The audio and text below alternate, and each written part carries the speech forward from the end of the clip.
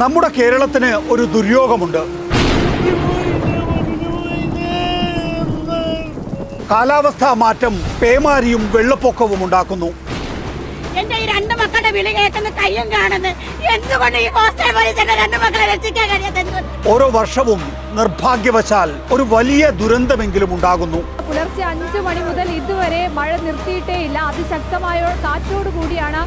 കൃത്യമായ ഏകോപനത്തിലൂടെ എണ്ണയിട്ട യന്ത്രം പോലെ ഭരണ സംവിധാനം പ്രവർത്തിച്ചതുകൊണ്ട് ഇതുവരെ നാം പിടിച്ചു നിന്നു.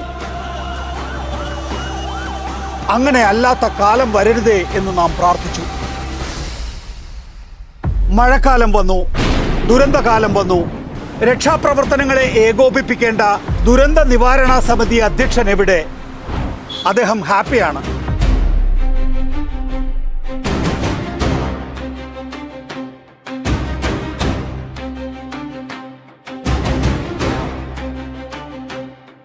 മാധ്യമങ്ങളിലൂടെ തന്നെ ഈ വാർത്ത നമുക്കറിയാം.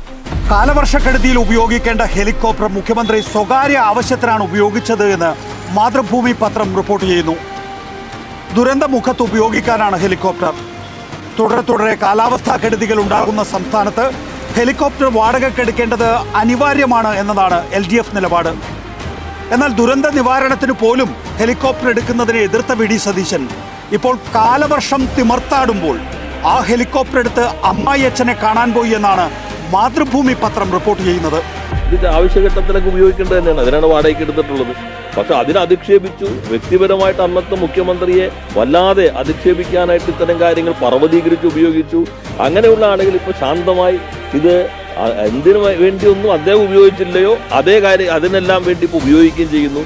ഓഗസ്റ്റ് 1 കാലവർഷം ഭീകര താണ്ഡവമാടിയ മണിക്കൂറുകളാണ്. എവിടെ പോയി മുഖ്യമന്ത്രി? ഇത്രയും നേരമായിട്ട് നമ്മുടെ ഇവിടുത്തെ അധികാരികളെ ആരെയും കണ്ടില്ല എന്നുള്ളതാണ് ഞാൻ രാവിലെ. എന്തോ സൗകര്യങ്ങളാണ്, എന്തോ എന്തിനാ എന്തോ ഈ ഗവൺമെന്റ് ഞങ്ങളുണ്ടായിട്ടല്ലേ ഇവര് കയറി പോകുന്നു. ഇനി ഞങ്ങൾ കണ്ടോളാം. ഇതിനെക്കാട്ടി എന്ത് ഡീസന്റ് ആയിരുന്നു വിജയം. എന്തൊരു ഔദ്ധത്യമാണ്. മുഖ്യമന്ത്രി ആ നിർണായകമായ മണിക്കൂറുകളിൽ എന്റെ വീട്ടിൽ വിരുന്നുണ്ണുകയായിരുന്നു എന്ന് വിരുന്നൂട്ടിയ ഫൈസർ ബാഫക്കി തങ്ങൾ തന്നെ ഫേസ്ബുക്ക് പോസ്റ്റിലൂടെ അറിയിക്കുകയാണ്. ദൃശ്യങ്ങളടക്കം മുഖ്യമന്ത്രിയുടെ ഇന്നലത്തെ പരിപാടികൾ, അതിന്റെ ഷെഡ്യൂളുകൾ അടക്കമുള്ള കാര്യങ്ങൾ വെച്ചുകൊണ്ടാണ് പൊതുസമൂഹം അതിനെ വിലയിരുത്തുന്നത്. കാരണം കഴിഞ്ഞ സർക്കാരിന്റെ കാലത്ത് 2018 ആണ്, 2018-ലും 2019-ലും ഈ പ്രളയം ഉണ്ടായപ്പോൾ പരിപാടികൾ പൂർണ്ണമായും ക്യാൻസൽ ചെയ്ത് ഈ ദുരന്ത നിവാരണ അതോറിറ്റി ഓഫീസിലേക്ക് നേരിട്ടെത്തി ഡിസാസ്റ്റർ മാനേജ്മെന്റിന് പരിപൂർണമായി നേതൃത്വം നൽകുന്ന മുഖ്യമന്ത്രിയെ കണ്ടുവെങ്കിൽ ഇന്നലെ മുഖ്യമന്ത്രി നേരെ തിരിച്ചായിരുന്നു. അദ്ദേഹത്തിന്റെ സ്വകാര്യ സന്ദർശനങ്ങൾ, അതിനുശേഷം വൈകുന്നേരം അടക്കമുള്ള ചില വിരുന്നുകൾ അടക്കമുള്ളതിൽ പങ്കെടുത്തത് വലിയ വിമർശനങ്ങൾക്കിടയാക്കിയിട്ടുണ്ട്. വിമർശനം വരുന്നു, മുഖ്യമന്ത്രി ദുരന്ത നിവാരണ പ്രവർത്തനം ഏകോപിപ്പിക്കുന്നില്ല എന്ന്.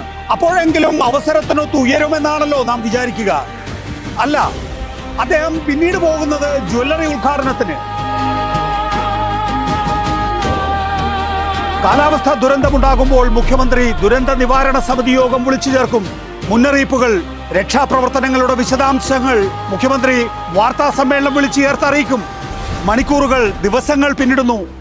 മരിച്ചവരുടെ എണ്ണം ഡസൻ കടന്നു. കാണാതായവരെ പറ്റി ഒരു വിവരവുമില്ല. ഡാമുകൾ മുന്നറിയിപ്പില്ലാതെ തുറന്ന് സർക്കാർ സ്പോൺസേഡ് ദുരന്തമാക്കിയെന്ന് പ്രതിപക്ഷം ആക്ഷേപം ഉന്നയിക്കുന്നു. മുഖ്യമന്ത്രി ഒരക്ഷരം മിണ്ടുന്നില്ല.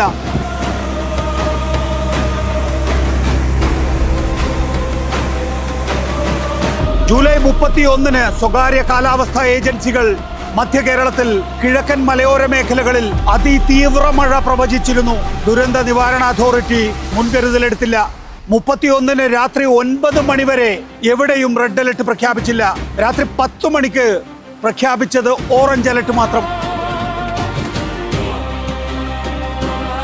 നിയമസഭാ തെരഞ്ഞെടുപ്പിലെ LDF അല്ലാതെ മറ്റാരുണ്ട് എന്ന പരസ്യവാചകം വിമർശിക്കപ്പെട്ടു എന്നാണ് മാധ്യമ വാർത്തകൾ.